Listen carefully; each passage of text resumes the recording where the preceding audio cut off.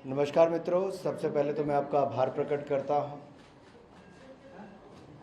Press club Nagpur का कि आपने एक बार फिर अपने बीच में आने का अवसर दिया। बीच में थोड़ा गैप रहा कोविड के कारण भी, लेकिन नागपुर में जो इंफ्रास्ट्रक्चर में सुधार हुआ है, एयरपोर्ट से निकलते ही मेट्रो की लाइन आपको दिखती है, चौड़ी सड़कें दिखती है, साफ सुथरा शहर दिखता है। हम ये तो कहते थे मोदी जी के नेतृत्व में आदरणीय नितिन गडकरी जी ने देश भर में सड़कों का जाल बिछाया और कई बार कल्पना नहीं होती कि कहाँ 12 किलोमीटर सड़कें बनती थी, आज 38 किलोमीटर एक दिन में नेशनल हाईवे बनता है। कोई कल्पना इस देश में नहीं कर सकता था कि क्या दिल्ली से बॉम्बे 12 घंटे में पहुंचा जा सकता है, या फिर अमृतसर से दिल्ली 3.5-4 घंटे में। हम लोग मेरठ जाते थे दिल्ली से तो 3.5-4 घंटे लग जाते थे, आज 1 घंटे में पहुंच जाते हैं। ये नए भारत में जो सड़कों का निर्माण हो रहा है, और इसी तरह से वंदे भारत एक्सप्रेस जो चली, शताब्दी, राजधानी, सब ट्रेनों में बैठे, लेकिन वंदे भारत का एक्सपीरियंस ही बिल्कुल अलग है। कई जगह जहां पे लोग पहले हवाई जहाज से जाते थे, आज ट्रेन से जाते हैं, क्योंकि समय बचता है। हर क्षेत्र अगर हम देखें तो वहां पर आज एक नई ऊंचाइयां देश छू रहा है। पिछले 5 वर्षों में जहां एक और एयरपोर्ट की संख्या दुगनी हो गई, वहीं पर आज तक का सबसे बड़ा ऑर्डर टाटा ने हवाई जहाज का भी दे दिया। तो उसका मतलब आने वाले समय में न केवल हवाई अड्डे ज़्यादा होंगे, बल्कि एयर कनेक्टिविटी और बेहतर हो जाएगी। रेलों की दृष्टि से कहाँ 2.5-3 किलोमीटर रेलवे ट्रैक बिछता था, आज 8 किलोमीटर तक पहुँच गया है। ये अपने आप में दिखता है कि भारत में जहाँ एक और आधारभूत ढांचा और सुदृढ़ किया जा रहा है, वहीं सरकार की ओर से कैपिटल इन्वेस्टमेंट में इस बार के बजट में आज तक का सबसे बड़ा बजट रखा गया। 10 लाख करोड़ रुपया कैपिटल इन्वेस्टमेंट के लिए है। और इसी तरह से रेलवे के लिए अगर 2014 के मुकाबले देखें तो 9 गुना ज़्यादा बड़ा बजट है, 2,40,000 करोड़ रुपये का। गरीबों के लिए अगर पक्के मकान बनाने के लिए देखें तो जहां 3.5 करोड़ पक्के मकान बनाकर दे दिए, इस साल प्रधानमंत्री आवास योजना में 66% की वृद्धि है, यानी कि 79,000 करोड़ रुपए का प्रावधान उसके लिए किया गया है। एक के बाद दूसरा सेक्टर आपको देखने में नजर आएगा कि कैसे एक बड़ा बदलाव आया है। जैसे गोवर्धन ही 500 नए प्लांट लगेंगे, या हम ग्रीन हाइड्रोजन की बात करें, क्योंकि जब मैं नितिन जी के शहर में और देवेंद्र जी के शहर में, इसलिए ये बात जरूर करना चाहूँगा कि अब हाइड्रोजन की गाड़ी नितिन जी ने हमें सबसे पहली बार दिखाई। लेकिन अब इसमें क्या होने वाला है, अब हिंदुस्तान में मिक्स ऑफ पेट्रोल, एथेनॉल वाली गाड़ियाँ मिक्स के साथ, फिर इलेक्ट्रिकल व्हीकल, और अब ग्रीन हाइड्रोजन के साथ भी गाड़ियाँ आपको उपलब्ध होंगी भविष्य में। यानी कि भविष्य में पर्यावरण का और ध्यान रखते हुए उस दिशा में हम आगे बढ़ रहे हैं। हर क्षेत्र में कुछ ना कुछ नया देखने को मिल रहा है। अगर मैं किसानों की बात करूं, क्योंकि नागपुरी संतरा पूरे देश भर में मशहूर है, कईयों के फ़ोन के कवर भी नागपुरी संतरे की तरह हैं, तो अगर मैं ये कहूं कि किसानों के लिए 20 लाख करोड़ रुपया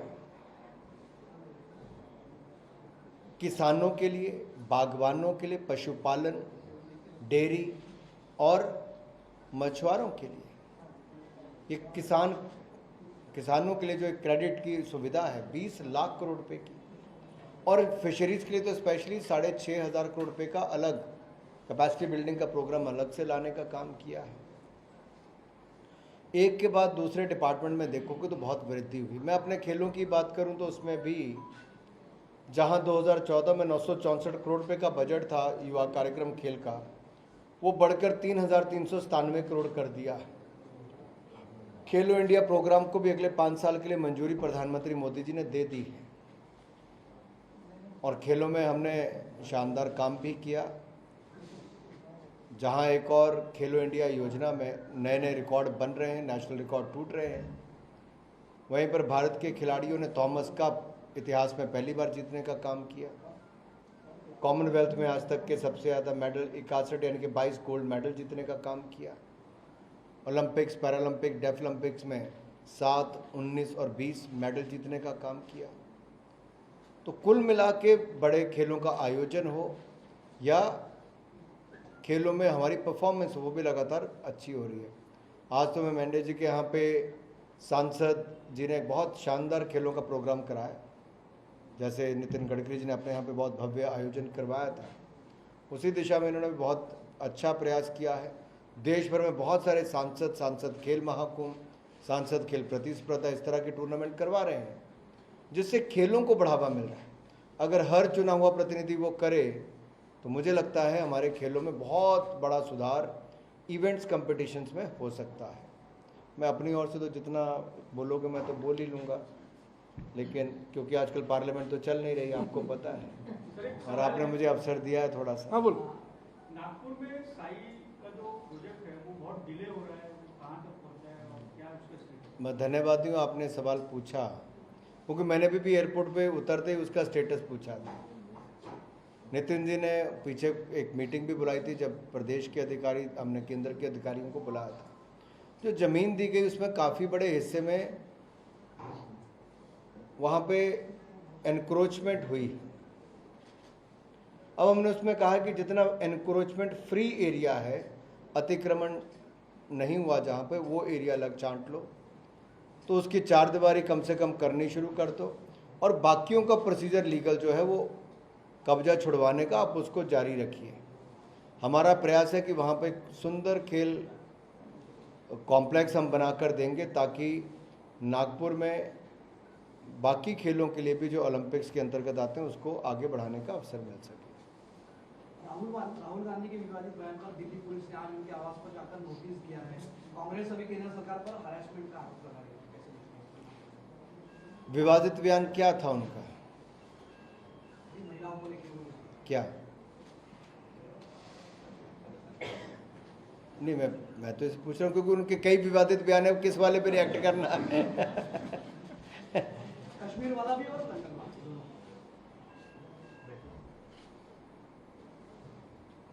कई बार कुछ भी कह के खबरों में बने रहना कुछ लोगों की आदत बन गई है, लेकिन वो समझते नहीं कितना गंभीर विषय है। अगर महिलाओं को लेकर राहुल जी थोड़े से भी गंभीर हैं तो उनको जानकारी देनी चाहिए, और एक सांसद के नाते तो उनकी बड़ी जिम्मेदारी बनती।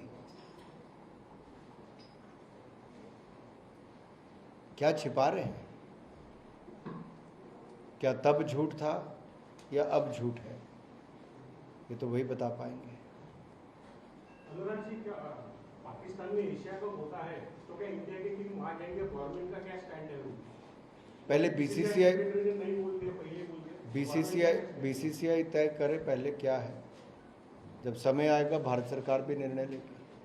सर, एक कंप्लेंट भी है और एक रिक्वेस्ट भी है कि जो एक्रेडिटेड जर्नलिस्ट हैं उनकी जो कोरोना के बाद से रेल ट्रैवल की जो कंसेशन है वो जब से बंद किए तो शुरू ही नहीं किए, तो उसकी वजह से काफ़ी दिक्कत होती है। मैं रेल मंत्री जी तक आपका सुझाव जरूर पहुँचाऊँगा। अनुराग जी, एक इश्यू थोड़ा सा सजेशन जैसा भी, OTT प्लेटफॉर्म्स जो है, थोड़ा आपका आईटी मिनिस्ट्री तरफ से सर, उसमें जिस तरीके के कंटेंट आजकल free available, it's a major concern. Same चीज आप स्क्रीन थिएटर पे नहीं देख सकते, सेंसर बोर्ड देखेगा, but it's as good as pornography and गालियां, यानी 4 सेंटेंसेस 3 तो गालियां उसमें। Sir, is there any way we can control it? मुझे लगता है ये हाल ही में बहुत शिकायतें हैं ये जो OTT प्लेटफॉर्म्स की बढ़ी हैं, और कुछ अभी तक जो प्रक्रिया इसकी है वो ये है कि पहले लेवल पे प्रोड्यूसर को उन शिकायतों को दूर करना होता है। 90-92% शिकायतें वही अपने बदलाव करके दूर करते हैं। उसके बाद उनकी एसोसिएशन का लेवल पे आता है तो मैक्सिमम वहाँ पे होती है। जब सरकार के लेवल पे आता है, इंटर डिपार्टमेंटल कमेटी के ऊपर, तो उस पर भी कड़ी कार्रवाई जो भी नियम के अनुसार वो करने का हम लोग करते हैं। लेकिन ये कहीं ना कहीं शिकायतें पिछले कुछ समय में बढ़नी शुरू हुई और डिपार्टमेंट इसको बड़ा गंभीरता के साथ ले रहा है। हम इसके ऊपर कुछ बदलाव भी करना पड़ेगा तो बड़ी गंभीरता के साथ सोचेंगे, क्योंकि आज़ादी दी थी क्रिएटिविटी के लिए, गाली गलौज के लिए, अश्लीलता के लिए नहीं। और जब एक सीमा को कोई पार करेगा तो क्रिएटिविटी के नाम पर गाली गलौज, असभ्यता ये स्वीकार नहीं हो सकती। बिल्कुल, क्योंकि आपने शोले का गब्बर सिंह को देखे कभी गाली नहीं दिया उसने, फिर भी उसकी क्रूरता दिखी, बट यहाँ ओपन चल रहा है, देयर इज नो। और सवाल ठाकुर से कर रहे हो।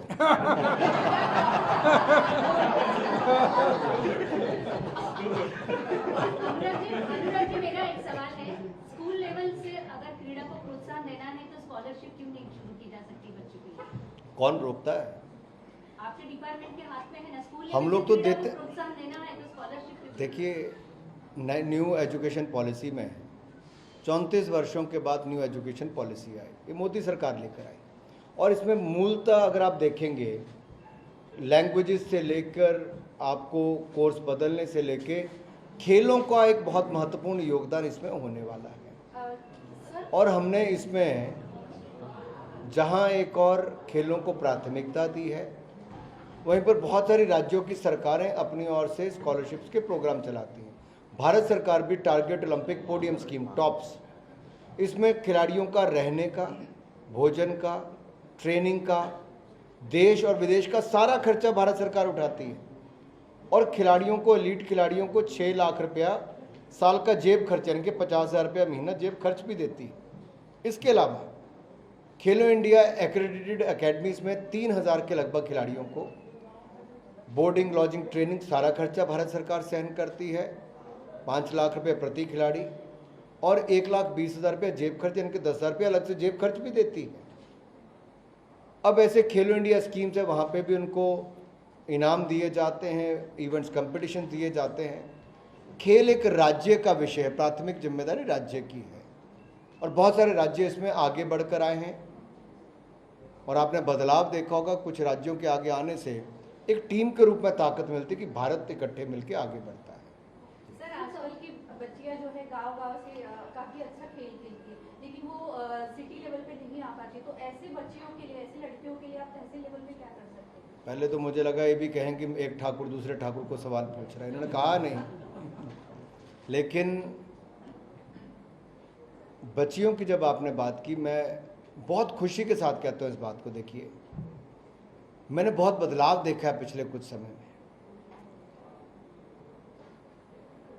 अगर आप खेलो इंडिया यूथ गेम्स पिछला साल देखेंगे जो हरियाणा में हुए, उसमें 12 नेशनल रिकॉर्ड टूटे तो 11 लड़कियों ने तोड़े।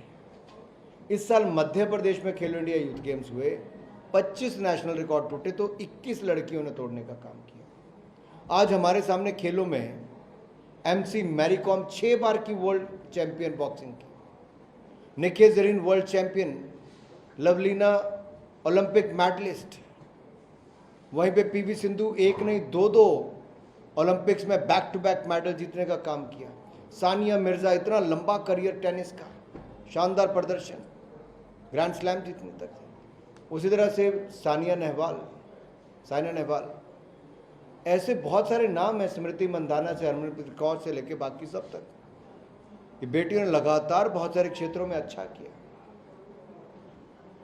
तो ऐसा नहीं कि लड़कियां अच्छा नहीं कर, लड़कियां बहुत अच्छा कर रही हैं। नहीं, गांव से आज जो आती है उनके लिए कुछ अगर आप अधिकतर देखेंगे जो गांव से भी आ रही हैं, उनके लिए जो स्पोर्ट्स अथॉरिटी ऑफ इंडिया के साइट ट्रेनिंग सेंटर्स हैं या फिर खेलो इंडिया एक्रेडिटेड अकेडमीज हैं या टारगेट ओलंपिक पोडियम स्कीम है, यहाँ पर सैकड़ों खिलाड़ी बोर्डिंग लॉजिंग के साथ ही रह रहे हैं।